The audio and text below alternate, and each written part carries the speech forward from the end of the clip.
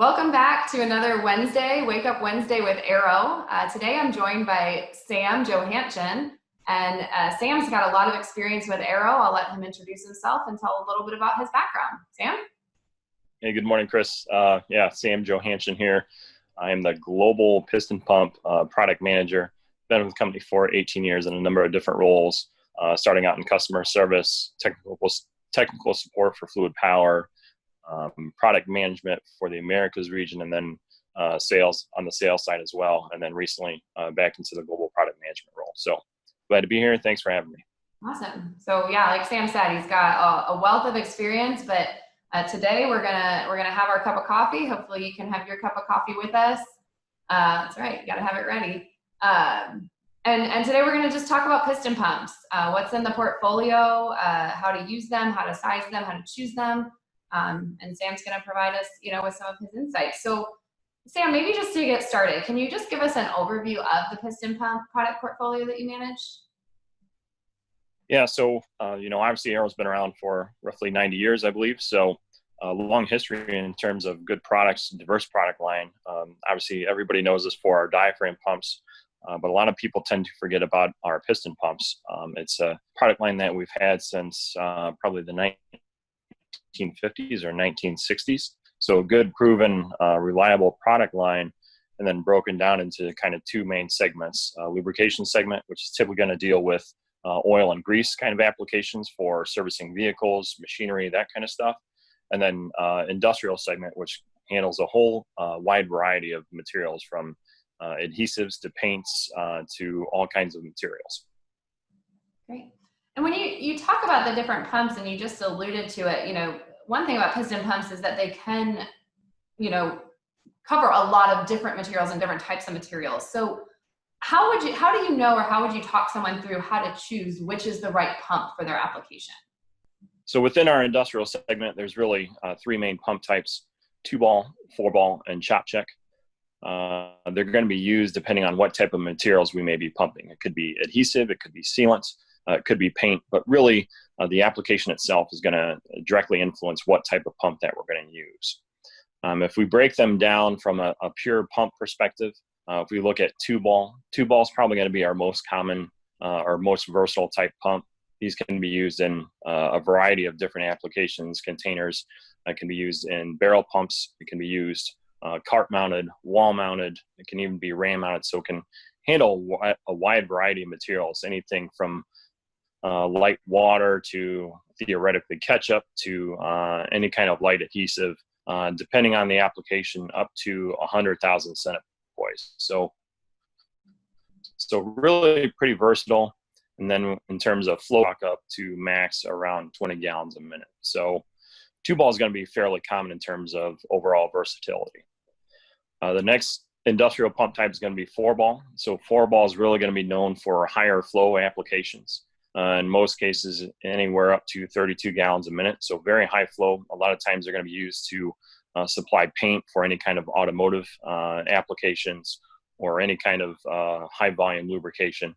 In terms of pressure, they're going to be a little bit lower on the pressure that they can generate. But in terms of viscosity, it's kind of a light to mid-range viscosity. So up to maybe 14,000 centipoise. And then our third industrial type is going to be the chop check pump. These are the ones that are going to be handling the high viscosity materials. So any kind of adhesives, mastics, sealants, things like that. So a lot of materials that people don't generally think that can be moved. A good representation of a thick material may be something like peanut butter. So everybody's familiar with extra crunchy peanut butter, right? So we have pumps that can move that in theory in terms of viscosity. So really, the chop check pumps are typically going to be ram mounted. So we have a frame or a follower plate that fits a specific container size. It could be either a 5-gallon container or a 55-gallon drum, or 5-gallon pail or 55-gallon drum. And in most cases, they're going to use the ram and the follower plate to kind of help force these thick materials, these adhesives or the peanut butters into the pump. So the chop check pumps can handle higher viscosity materials, anything from adhesives to sealants to mastics to really thick materials. So peanut butter is kind of a good example in terms of a thick material that people may not be familiar with. From a viscosity range, it can handle in excess of 1 million centipoise. And then if we look at flow rates, typically they're going to max out around maybe 15 gallons a minute. That's on the high end. In most cases with these thicker materials and with chop check pumps, we generally want to run them slower. They're typically used in kind of small adhesive or dispensing applications. So Sam, in the examples you gave, you talked about a wide variety of materials that we're able to move with our piston pumps. What is it about piston pumps that gives that flexibility to be able to work with such different types of materials? Yeah, so number one, it's obviously going to be influenced by the pump type itself, whether it's the 2-ball, the 4-ball, or the chop check.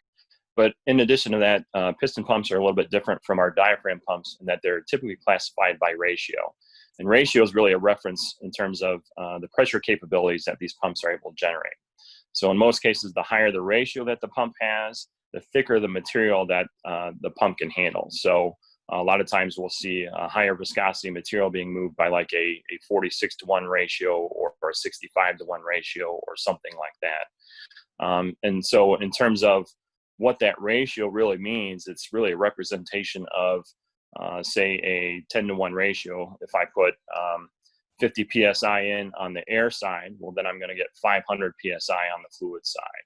And so in terms of the industrial segment, I think we have roughly around 50 to 60 different ratios that we can get in terms of all the different configurations.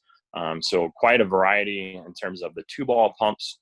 They range anywhere from a 1-to-1 ratio all the way up to a 65-to-1 ratio. The 4-ball pumps are typically going to be a 2-to-1 ratio all the way up to a 7-to-1 ratio. And then the chop check pumps, the lowest I believe is a 12-to-1 ratio. And then again, goes all the way up to 65-to-1 ratio. So in terms of versatility, quite a different broad range of products and performance capabilities that we have, both from a ratio and pump type. And then to take it one step even further, when we configure these into different types of packages, that allows us to further suit the customer's needs in terms of application requirements. Great. So obviously with the different ratios, the different pump types, can you talk us through what resources are available to someone who might be faced with a decision to make sure they're using the right pump for the right application? Yeah, so obviously with all the different options and flexibility that we have in terms of our product offering, there's going to be a need for good tools to kind of help you through that selection process. Most recently, we've added a online selection tool, more or less a back pressure calculator. It allows you to put in your viscosity material the viscosity of the material that you have, the flow rates that you're looking for, the pumping distance, all that. And really what it'll do is spit out a recommended ratio or produce a recommended ratio for your application. So it kind of guides you into, hey, you may need a 23-to-1 or a 38-to-1 or whatever it may be for your application. So that's obviously helpful. And then in comparison, once we take that ratio number, we can bounce that against our information, obviously from our great marketing team. Our catalogs are pretty helpful in terms of what models are available, their flow rates, their characteristics in terms of packages and things like that. And then really the biggest guideline to help from that is going to be reaching out to our tech support team. I believe their main email address is arotechsupport@erco.com, but a wealth of knowledge there in terms of selecting the right pump, the right packing seals, the right package configuration overall to really give you the best pump for whatever application you're working with. Great. Definitely a good reminder about our tech support team. And Brian, like you said, a wealth of knowledge there. So obviously with piston pumps, as you've shown us today, there's a lot of flexibility, a huge range of applications.